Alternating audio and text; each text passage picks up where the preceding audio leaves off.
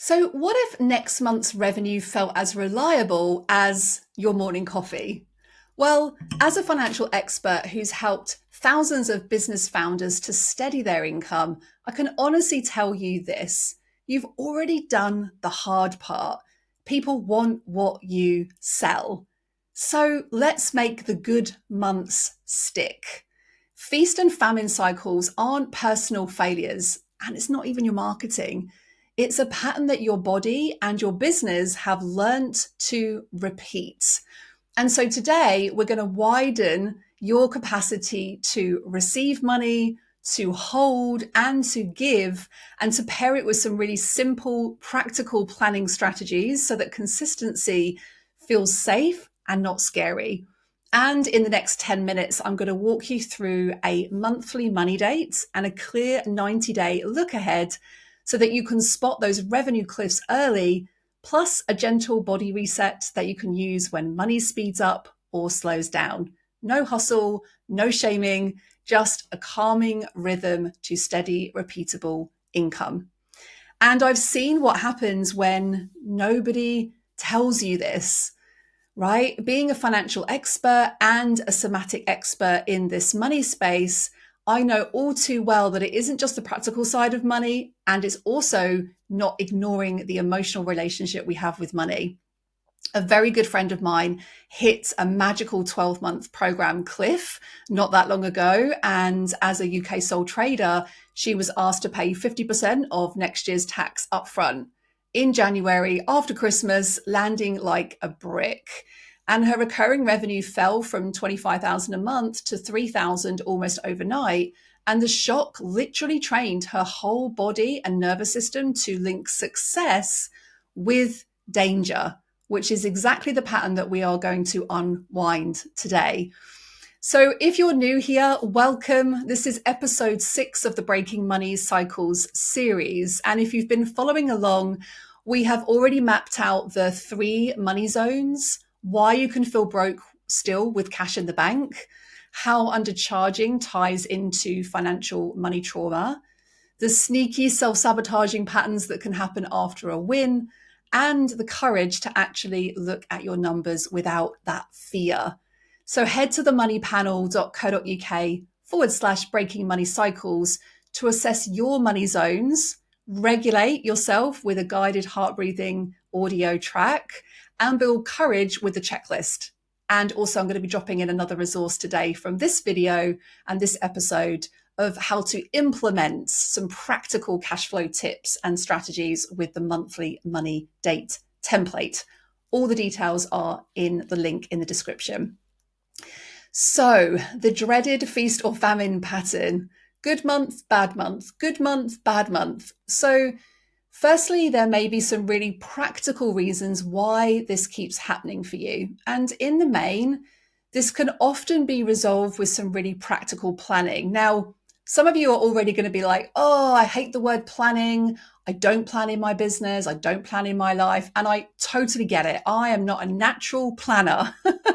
As a neurodivergent individual, being very in the moment, I totally get it. But bear with me. I'm going to share some really practical, small, easy pieces around this. And if you love planning, you are going to love these things too. And there's likely going to be a few pieces that you are not currently doing. So this is what I want to share to begin with. Are you planning ahead? If, like many people I've helped, you might be making some really common mistakes, right? Let's just call these out. They're really common mistakes. Things like not looking 90 days ahead, late payments that you're still afraid to chase. You know, maybe you're not being paid on time by your service providers or your customers. Maybe you have been stuck in the same pricing range that you have charged since 2019, right? That's also a very common challenge when it comes to cash flow and these ebbs and flows of feast and famine cycles. One of my regular clients who I've been looking after for many, many years, it might be that you're like her, for example, where most of your revenue comes from one client or one business.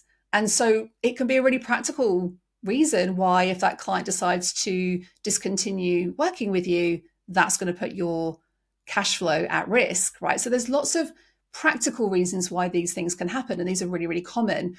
And very often in business, we also have life experiences which create chaos with money. This could be you get COVID, you are sick and need to take a few weeks out, you've had a family emergency, you just need a break. These things happen, life happens. And when we're employed, it's different, right? Because normally in a lot of employee situations, we get sick pay, we get annual leave, and we don't prepare our finances in the same way in business. Why? Because no one tells us to, and we don't necessarily think about those worst case scenarios until they happen. So there can be some really genuine needs. I remember back in 2020, I think it was 2020, I went on a retreat and I did some really powerful release work. And I ended up 4 days later in hospital with a 10 centimeter abscess in my pelvis. I had sepsis. I was in hospital for 10 days. And it took me about 3 weeks to really fully recover to the point where I felt like I could actually do some work again. And essentially that was over a month out of my business. And it was in February, like it was the end of January, early February. It was the worst time for me to be sick because January is always a very busy time around money for people. So I was very grateful that I had some money parked for the what if scenarios, and I was able to pull on those resources. Similarly, in 2024, when I wanted to take pretty much 9 months out of my entire business, I was able to do that because I had money set aside. But it isn't something that naturally may come to you because no one tells you how to do it. And if you're not a natural planner, it can be alien to even consider those things. Okay, so things do happen, life does happen. But underneath all of that, there's also what is happening in your body when we go through these cycles of feast and famine. Because if you grew up watching your parents swing between having money, struggling with money, having money, struggling with money, then your body has learnt, your mind has learnt that boom and bust is normal, right? Because that's what you witnessed, that's what you experienced. And so the consistency is uncomfortable, it's unfamiliar, right? And I know that sounds a bit odd, but what we experience becomes our truth. It becomes something that we believe is completely true. And so therefore we're running based on those patterns. So today we're going to be covering two sides of cash flow and these ebbs and flows, feast and famine cycles. The practical cash flow mistakes that are going to keep you in the same place, and how to prepare your finances for feast and famine so that maybe you can stop living in this cycle of panic and actually take some time out in your business. We're also going to talk about some of the emotional side as well. And I remember a time, just a quick story for you here. It was in my second year of business, and the previous year had been incredible. I'd launched one of my very first group programs. I'd signed up, I think, 50 odd clients, and most of them were paying on a 12-month payment plan. So every month, around £25,000 would come into the business bank account, and it would just run like clockwork, right? We had the odd one or two payment fails, but in the main, it just happened every single month. And I had to do a lot of work on how to receive that level of income and just how to receive money in general. And I remember that same year, my mum came to visit me in Jersey in the Channel Islands. And I remember vividly on my kitchen work surface, my mum and I were sitting at this like bar area. We were in this rented house in Jersey, and my bank statement was lying on the side. And she looked over at my bank statement and, not kind of paying too much attention, but curiously kind of seeing the front cover, the one that says how much has come in, how much has gone out. And she looked at it and she was like, "Have you made 50,000 this month?" And I remember explicitly this feeling in my body of like utter despair. And I felt like I wanted to, like, my whole nervous system, my lungs were like contracting. I was like, I need to go and hide the bank statement. Don't let her see it. Because she was like, that's more than I make in a year. Like, she's retired now, right? But she worked part-time through most of her career so that she could spend time with us. And when she said this, I was like, oh God, how dare I make all this money? How come I get to receive this when she had to struggle? Right? So I had to do a lot of work. This is actually just before I started to dive into the modality of emotional freedom technique, or EFT. This is something that I teach in all of my programs and all of my client work now. It's had the biggest impact on my relationship with money.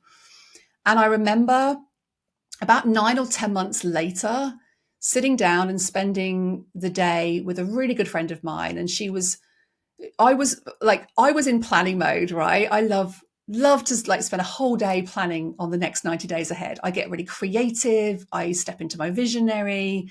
I just love the whole process.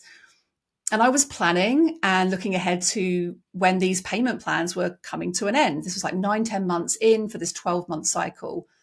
And she had just been through a very similar 12-month anniversary of a very similar group program that she was running. It was a payment plan, 12 months.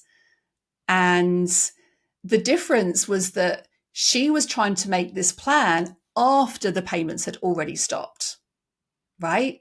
And she was so focused on the present that she didn't notice that all of these payment plans were ending. And second of all, this is the one that really got me. Like, she had no idea that as a sole trader in the UK, she had to pay 50% of her estimated tax bill in advance, right? Why did she not know? Because no one had told her, right? Not even I had told her. Like, you can imagine, I felt such like responsibility of, how could I not told one of my good friends about this situation? And her accountant hadn't told her.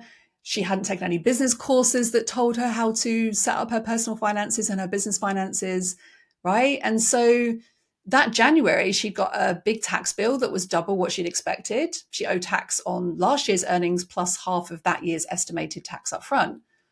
So her recurring revenue dropped from like 25,000 a month to 3,000. And she hadn't seen it coming. She hadn't launched anything new. And then now she had this big tax bill to pay. And you may have had a similar situation. It's so common, particularly in those early years of business, and it can bankrupt business owners, right? A lot of business owners will speak to HMRC, get on payment plans, but then that payment plan becomes such a load of responsibility that then they panic, and it brings up shame. And then that shame sits in the body, and their body reminds them of that every single time they're talking about money, right? Maybe you can resonate with some of this. So let's just take a breath, clear all of that away. And one of the best practices that I can recommend is, from a practical perspective, to get into the rhythm of setting aside around 15, 20%, if you're extra cautious, of your sales revenue, what you're bringing in sales into your bank account, into a separate account that you label your tax pot, right? And this works on the principle of psychologically earmarking that money with a purpose, right? Money likes to be given purpose. And so it's a really great practical thing to do. And so every week or every month, you can take a look at your bank, look at what's come in, or your Stripe account, or wherever your money goes, and take 15, 20% and put it straight into the tax pot, right? And you might be thinking, well, I can't afford to do that. And if that's the case, you have a pricing issue. So you need to consider your prices after you've taken tax into account. If you've had to go VAT registered since you set your prices, you also need to take that into account. Don't swallow that VAT yourself as a business, right? Amazon wouldn't do this. Apple wouldn't do this. They would already have priced this into their business model. Okay, so this isn't that you've been stupid. It's not that you've made a bad mistake. It's just that you didn't know what you needed to do. Okay, so that's the first thing. And the second thing is just to recognize this pattern, this feeling in your body, right, of any experiences that you've had. Because what I didn't realize then was that the moment that this shame came up for me was creating this pattern in my body. And I witnessed this with my friend as well. Every single time she had to talk about money, she would distract, right? She just, I don't need to talk about that. It's not important. It's not about the money. I'm going to look at this instead, right? Because her body, her mind had decided money equals problems, money equals danger. Success leads to disaster. And it's exhausting, that the panic that she was feeling wasn't just about the tax bill. It was every loss that she'd ever experienced, layered one on top of each other. These core beliefs that she'd formed in earlier years were just re-showing up, but connected to money.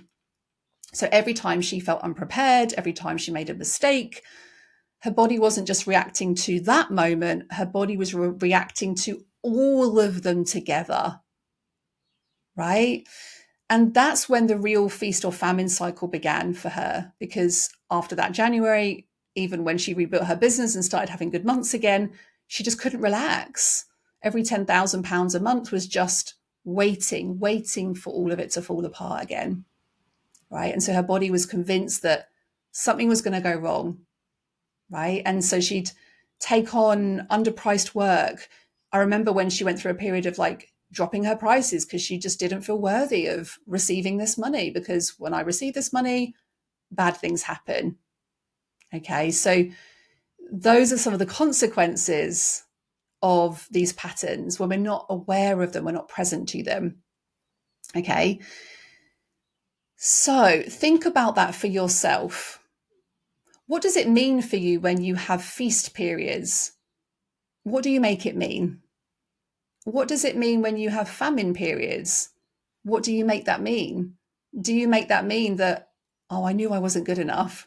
I knew I was never going to make this business a success. Everyone told me this wasn't going to work, right? What is it that you believe about yourself in both those moments? Also in the feast moments, how do you feel about financial success? That it's not going to last, that people might get jealous, that means I'm going to have to take on more responsibility for other people. Like, what do you make that mean?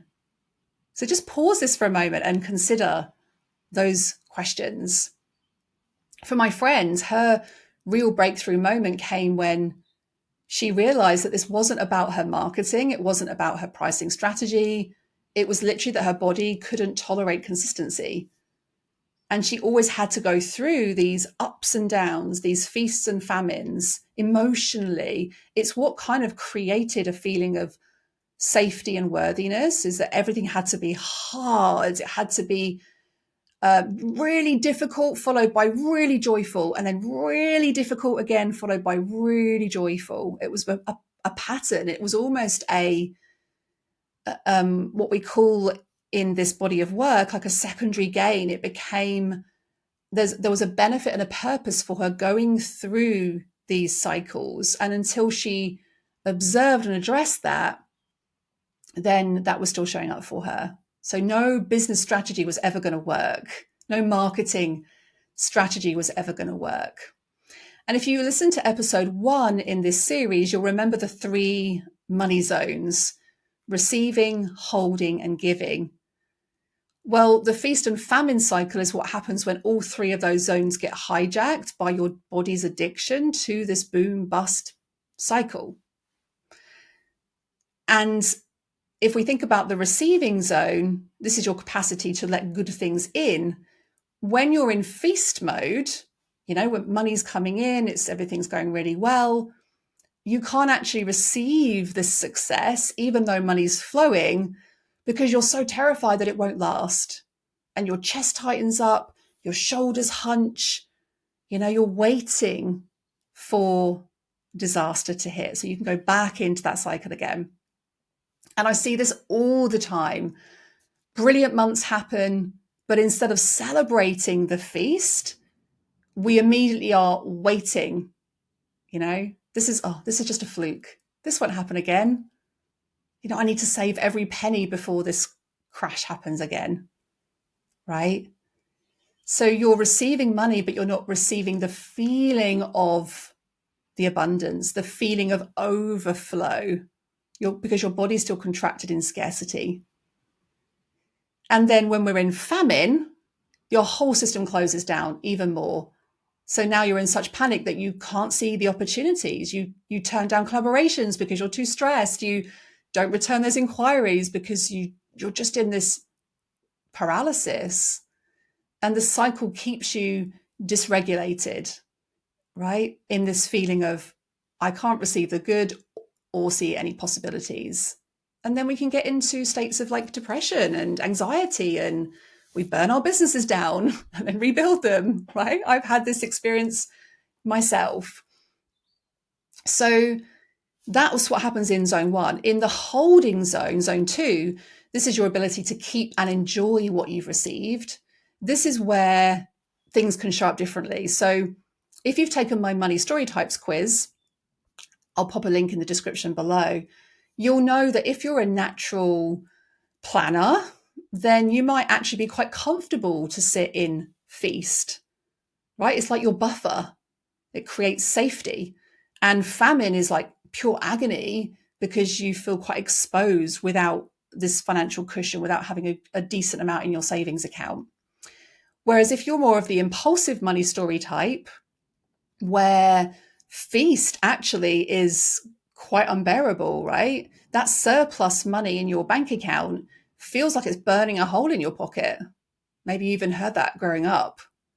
And so you spend it to balance the books, right? Because zero feels more normal than being in overflow, having more in your accounts. So unconsciously, we're creating this famine just to get back to what is familiar. And for most of us, we swing somewhere in between these patterns. We hoard during famine out of terror, and then we spend impulsively during feast because we can't tolerate the expansion, right? So here is why this matters most. If you are budgeting to zero, right? Many of your accountants will give you advice on budgeting to zero, where your income matches your expenses exactly, 10,000 in, 10,000 out, then you never get to experience what feast actually feels like. Interesting, right? Think about all the different budgeting methods that you might have tried or budgeting methods that you might have learned, right? That's what keeps us in that cycle. So that's an interesting one just to kind of sit with. Is that the right way for you to manage your finances? Right? Then we have the final zone, the giving zone, and this is your capacity to share from genuine overflow. And during a feast cycle, you might overgive because you feel guilty about having more than other people. Or you might price too low because you're trying to guarantee that the feast continues. I've definitely done that before, right? You get yourself to a certain income level, you're like, oh, this feels so good. If only this can continue. So then you panic and you're like, oh, I need to offer everything at like really cheap prices because I just don't want this ever to stop. And that can play out as well.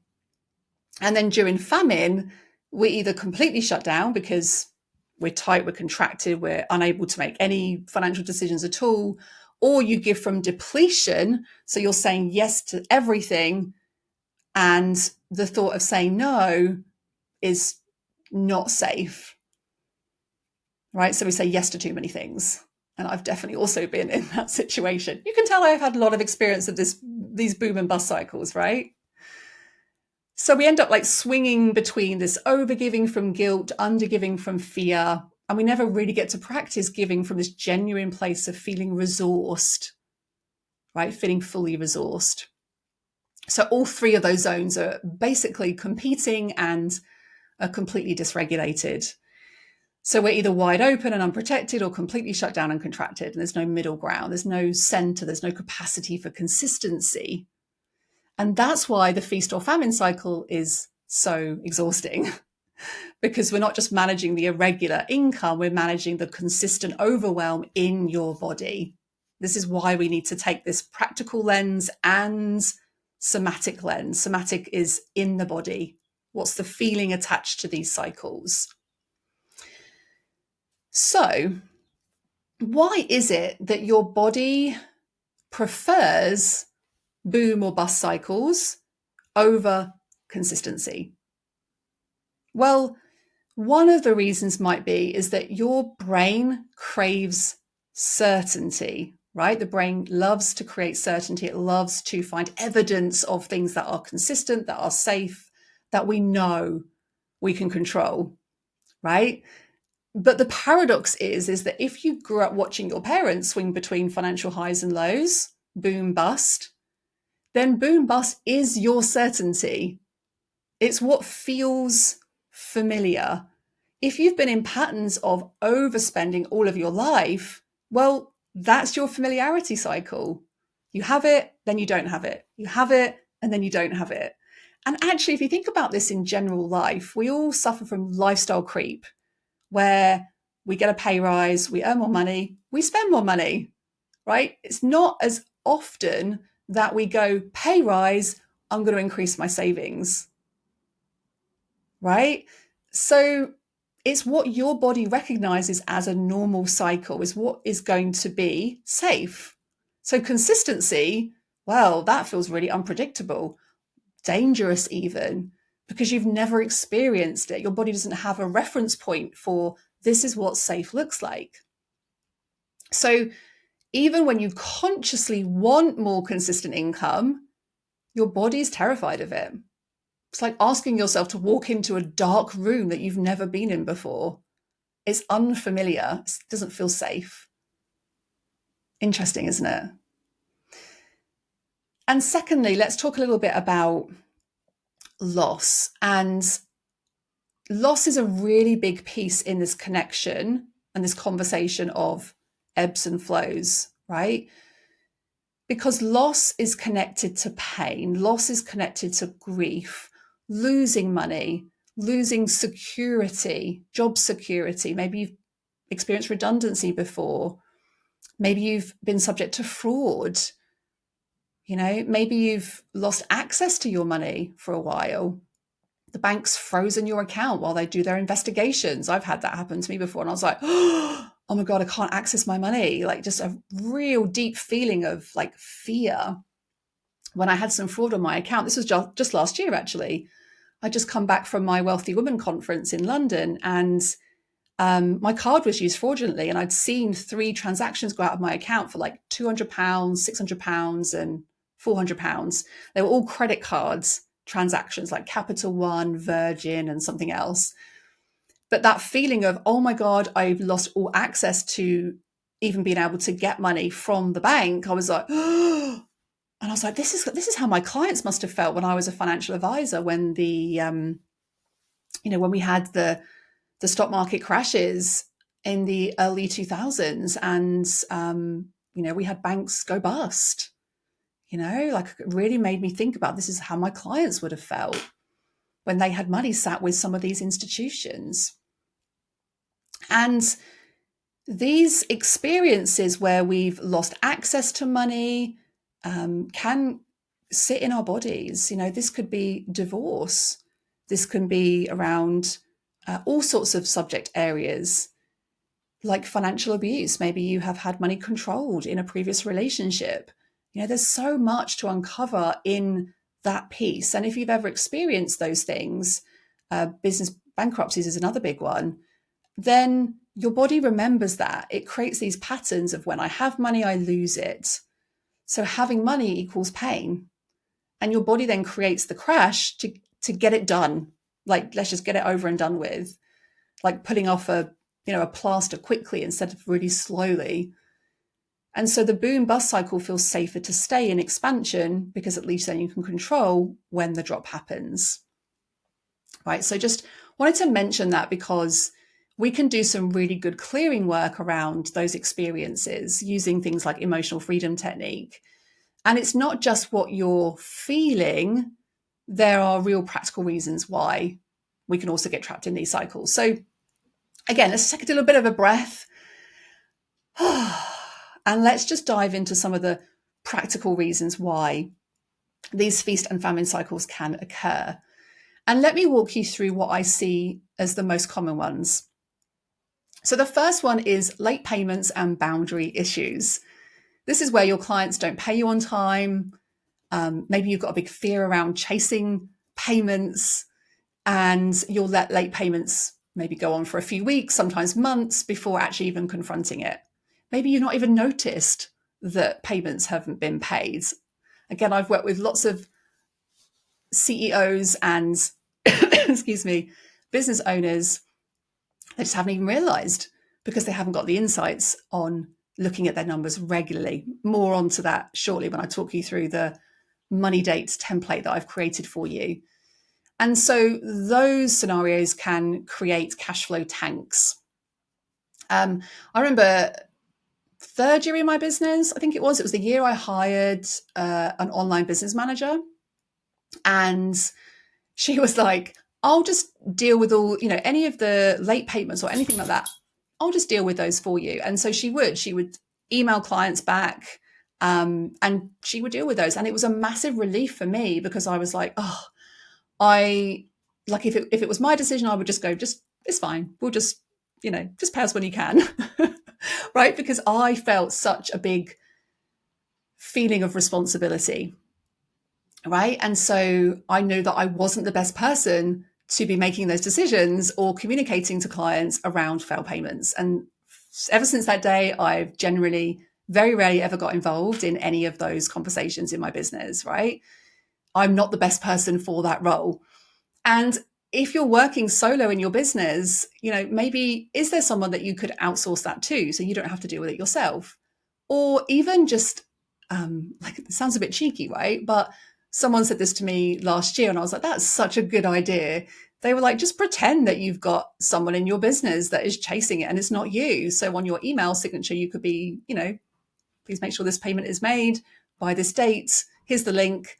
Love from Clive or Emily or, whatever name you want to choose. And that person is chasing it rather than you. And that can be a little sneaky way of, kind of depersonalizing that feeling for yourself. Okay. The second most common area that I observe is an overdependence on a single project or a single client. I remember I helped an accountant not that long ago, and she had 7 main clients. And just after lockdown, she lost 4 of them. So it did have quite a big impact on her revenue. And she had 7 customers. So if you have 1 customer, 1 client, or 2 or 3, then it can create cash flow issues. So think about diversifying your revenue streams.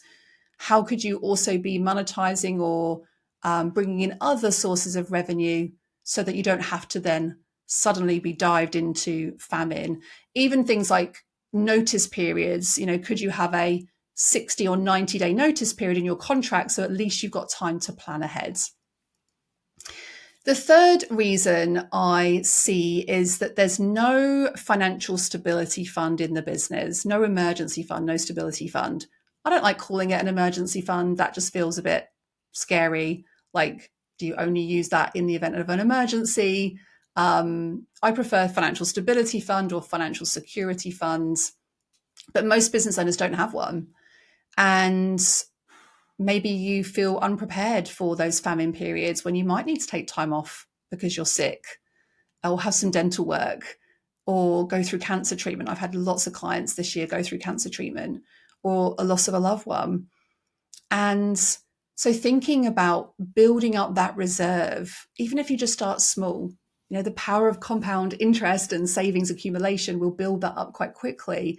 And even if it's just some of the money that could be used, you'll feel so much better than having none at all. And that's when people can end up having to borrow and go into debt because they've not provided those financial security funds in their business. So maybe have a think about, is there a direct debit or a subscription that you could do without, and redirect that into that financial security fund and start building it up from there.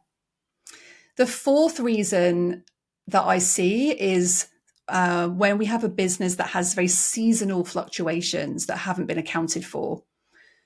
And all businesses will have very natural rhythms. Maybe your business is particularly busy in the summer periods, right? Or maybe Christmas is huge. Maybe you have a product-based business and the Christmas period is a really big time of the year, but then January, not so much. And I want you to think about, are you tracking these seasonal patterns? Even if you're an unseasonal business, like my business, for example, where people will always need work around their relationship with money, whether it's coming into our financial coach certification, whether it's coming into our wealth resonance and using EFT and learning how to feel safe with money. It's unseasonable, as in people don't need it more at a certain time of the year. But we often find that people want to do this work towards the end of the year or the start of the year, because that's when people kind of get into that new energy, like September time, feels like a new beginning, kids back to school. I really need to sort my relationship with money out. Or January, where Christmas has hit and they're like, I can't have another year like this again. So typically we'll have more inflow coming into the business at those 2 times of the year. Summer for us is quite quiet. But notice the trends. Go back and have a look through last year, the year before that. Do you notice any seasonal trends with your finances? The 5th one then is where pricing hasn't evolved. So when was the last time that you increased your prices? Think about what you're paying yourself, what you're spending on food, electricity, petrol, kids stuff. Those prices have likely gone up, especially in the last few years where inflation has been higher than it's ever been for a long, long time. And have your prices evolved during that period? Maybe you feel guilty for raising your prices because you're afraid that people are not going to pay you anymore because they're struggling with their rate increases to food and electricity and all those things, right? And I remember actually listening to Daniel Priestley. He is a mentor of mine. I was on a ski trip with him earlier in 2025. And he said that when the economy is going down, it's not a good time to then suddenly launch a low ticket offer, like a £10 a month membership or a £50 membership, because it's going to be so much harder to serve and support people in that space at that price point than it is for people who are wealthy. I remember thinking, yeah, but I want to help all the people that are struggling. And then I was thinking, but hold on a second. If I was to support people who had money more freely, where maybe investing £1,000 is easier for them, whereas someone who doesn't have a lot of money, they may not have that £1,000. Well, what if I could hit my revenue goals with working and serving clients who could easily invest and then do some pro bono work or record more podcasts so that I could give more of my tools and my expertise for free? And I was like, that actually feels really good. It feels like this real cycle evolution of reciprocity. So your business does need to evolve, and that includes your pricing. If you're still charging 2019 rates, this would be a good reminder to go and review your rates. And then finally, number 6 is the recurring revenue cliff. This is the one that got me in the example I shared with you. You launch a program, you sign 50 clients on a 12-month payment plan, you don't plan ahead, 12 months later, all that revenue disappears at once, right? That could be 40, 50, 60% of your revenue gone. And you didn't see it coming because you weren't looking 90 days ahead. So here's something really important. There's a big difference between preparing for feast and famine cycles versus trying to control them. Okay? By planning ahead, that doesn't mean that you are controlling. It means that you're preparing, right? Control is, I must make this stop. I must fix this. I must never have a month like that again. That's fear disguised as a strategy. Preparing is you saying to yourself, fluctuation is pretty normal. Uncertainty, yeah, it's part of business. I can't control when feast and famine cycles happen, but I can prepare my finances and my body for both. Can you see the difference? This is especially hard if you've been employed, you've had a fixed salary, and that predictability felt really safe. But in business, income fluctuates, right? It's not a problem to fix, it's a reality to prepare for. Preparation means accepting that you will have feast months and famine months. And it means building a financial stability fund. It means looking 90 days ahead so you can see when those revenue cliffs are coming. Preparation isn't about eliminating uncertainty. It's about building the capacity to navigate it with confidence. So let's talk about what feast and famine cycles feel like in the body. And I'm going to share with you how you can shift it straight away. Okay. So I want you just to take a moment to just pause and reflect on some of the things that we've been speaking about already.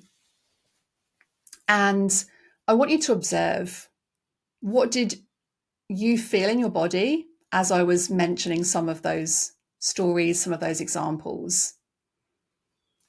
What were you experiencing?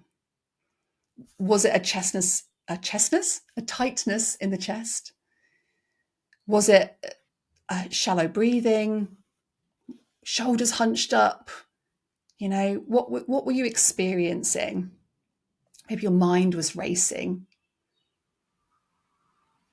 Just think about that for a moment. And what I really want you to consider here is that these feelings in your body, they are leading you to some insights. They're leading you into some insights. And when we use emotional freedom technique, otherwise known as tapping, we can actually do this together. If you're watching this on video, you can watch me tap on these certain meridian points. If you're listening to this on audio, maybe go find the video on YouTube or Spotify and you can tap along with me. But as we're experiencing these feelings, we can tap on these particular meridian points in the body. It's a little bit like acupuncture, really, but without using needles. And we can just tap on these points. When I learned emotional freedom technique, we actually tap on top of each of the finger points as well. So we start on what we call the karate chop, which is the side of the hand. And we can just tap here, right? So even though I have this fear in my chest, every time I receive money, I have this fear in my chest. I deeply and completely love and accept myself. And we can just do that. We can just tap on that one point. We can also tap on the top of the fingers. And then we do a full round of emotional freedom technique is when we also then tap on various other points in the body, one on the top of the head, kind of the crown of your hairline, one on the top of the eyebrow. Then we tap at the side of the eye where your sunglasses would sit. And then we tap underneath the eye. And then we tap underneath the nose. And then we tap underneath the mouth on the chin. And then we tap on the collarbone. And then we tap just on the side of where your bra would sit, or your kind of aligned with your chest here, what I call the monkey tap. And we can just tap on those points, right? All this feeling in my body, all this fear, all this stress. And there's a particular phrase in emotional freedom technique where we say, even though, and then you enter the feeling, even though I have this fear or I have this feeling in my chest. And then we say, I deeply and completely love and accept myself. And that's what we call the setup phrase. And we can literally just use that phrase and just tap through the various points and just release some of the energetic charge that sits in our body. And then I always like to, once I've done a couple of rounds, I always like to just really center into my heart and just take a really lovely deep clearing breath, just in through your nose and out through your mouth. And just clear away like some of that energetic charge.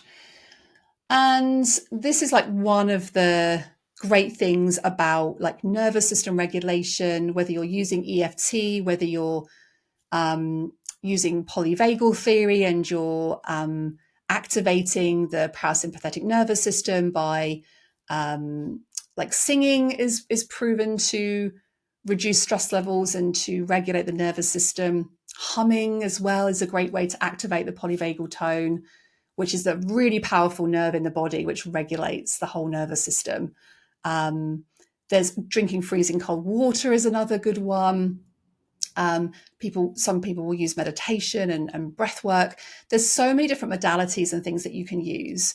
And I think the important thing in this conversation is that when we can be really present in the feeling and acknowledge and feel, what is that fear that I'm experiencing? What is that feeling in the body? It then opens us out to invite in some different feelings of security and safety, right? And we can start to rewrite some of our experiences. So I love this particular practice, and it really helps to build your capacity to navigate those cycles. Maybe if you're in a famine cycle, you can use some tapping, tap on all that fear, tap on that panic, and just calm your nervous system down so that then you can start to think more about, okay, what do I need to do here? What are some of the practical things that I want to get started with? And the first practical step, and I've created a really great resource for you with this, is a monthly money date. Now, what is a money date? I will pop a link in the show notes to a previous podcast episode I've recorded on this subject. But a money date essentially is a time in the calendar where we can create some regular rhythm and attention to build a relationship with money, right? So you're imagining that money is a friend, you're checking in with your friend on this money date, and you're having a conversation, and you're having a look at how are you feeling and what are some of the practical steps to be taking around your finances. So once a month is a great starting point. I love to do this on a Sunday morning in my PJs with my cup of tea, or on a Monday morning, right? So kids are at school, husband's back at work, dog's hopefully lying by my feet as she is now, resting. You can sit down with your finances for half an hour or an hour, no interruptions. And here are some of the things I want you to be considering for that date. The first thing is to look at your current state of mind, right? How are you feeling about your finances this month? And there's some questions and reflections I've put into a document for you, which you can download. I'll share the link with you shortly. And then part 2 is to then look at the 90-day forecast.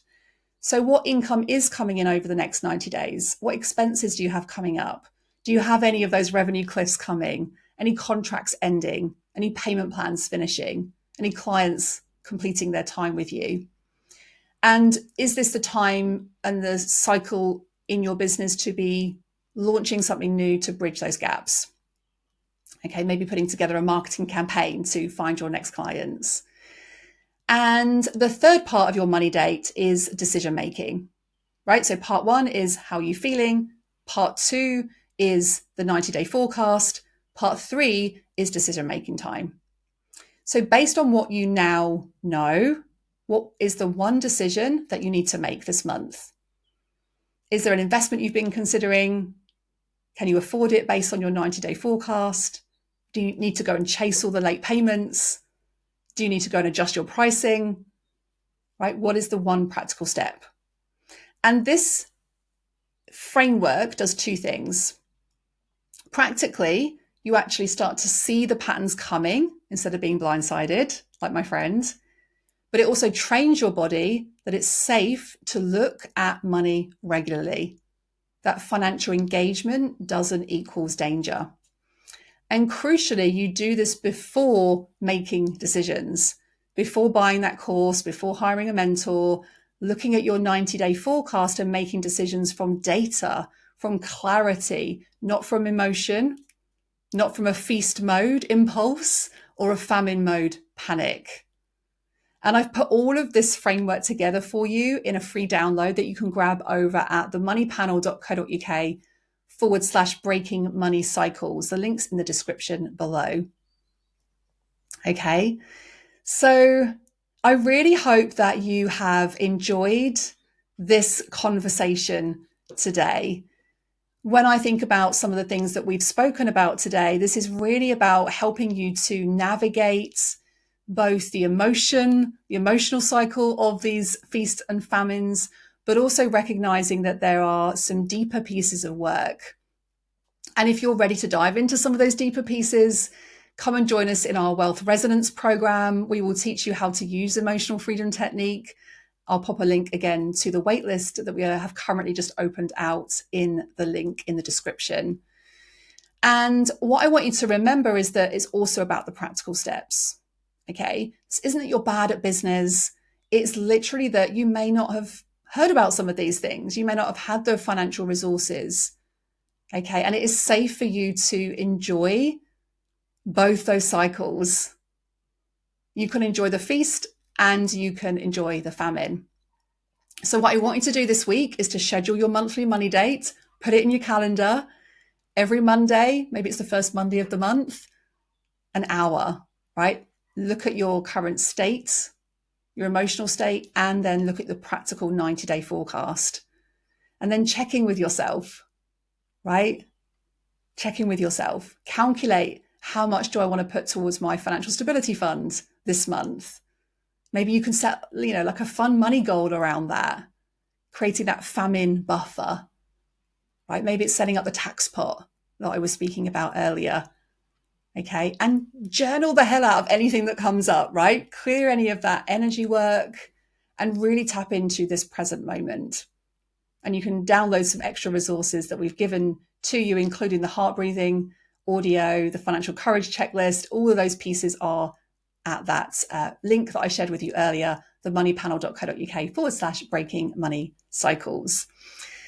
So I really hope that these tools support you in breaking these feast or famine cycles. And I will see you again on the show next Monday for the next episode in the Breaking Money Cycles series. Take care, guys.